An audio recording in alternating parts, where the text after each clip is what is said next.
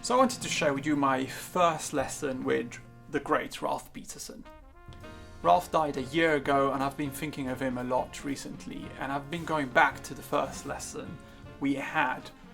So I walk in the room, quite intimidated. He was a legendary figure, inspired a generation of drummers, musicians, and I looked him up. I did my homework and I looked at all the work he did with Art Blakey and the Jazz Messenger when he was the second drummer and Art Blakey was still alive, Branford Marsalis, Michael Brecker, all his solo work, incredible albums, and that was scary enough.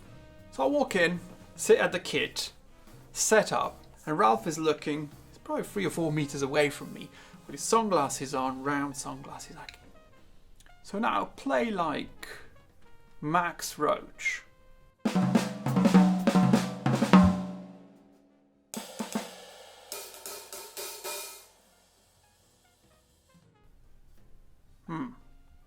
Play like Elvin Jones.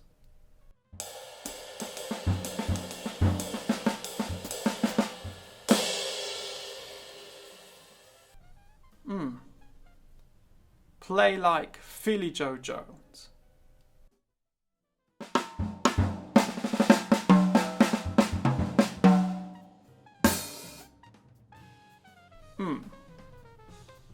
Play like Tony Williams.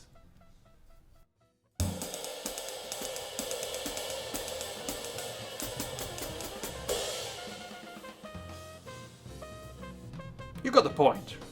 I wasn't ready for it.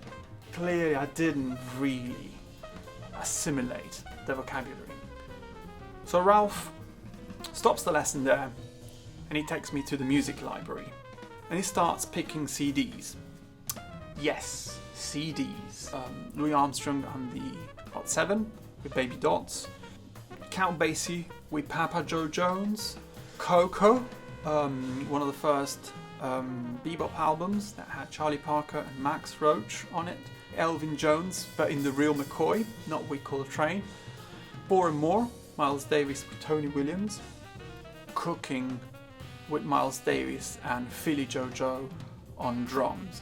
Quite a wide education. And then Ella Fitzgerald, some Sarah Vaughan, Jerry Allen. I remember that very clearly. The great jazz pianist Jerry Allen. And I think the album he took, the album we had in the library anyway, was The Printmakers. So, in short, he gave me something like, what was it, 15 CDs. But there was like a lot of landmarks of the history of jazz in those. And he wanted me to listen to those albums for the month we had between the lessons.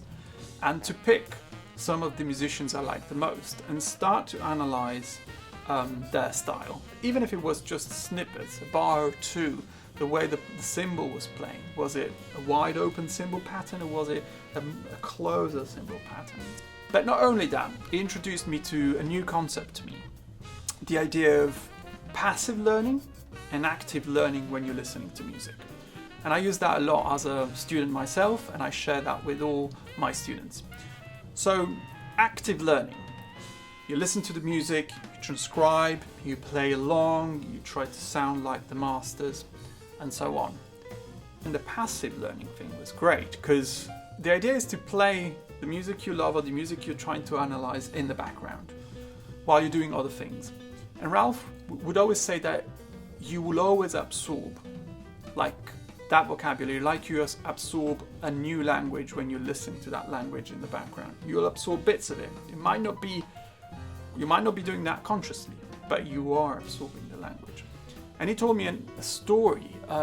When Elvin Jones was unwell towards the end of his career, he asked Ralph to sit in some of his gigs in New York in case he wasn't ready to finish the gig or wasn't able to play.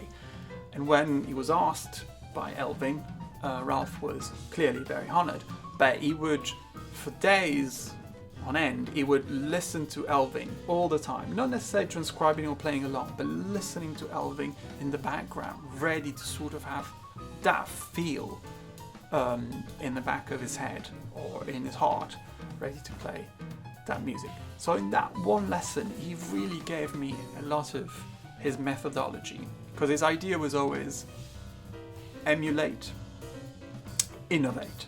So you have to emulate the masters, and by the process of doing that, you will find your own voice, hopefully. I hope this helped. If you enjoyed it, please subscribe to the channel. See you soon.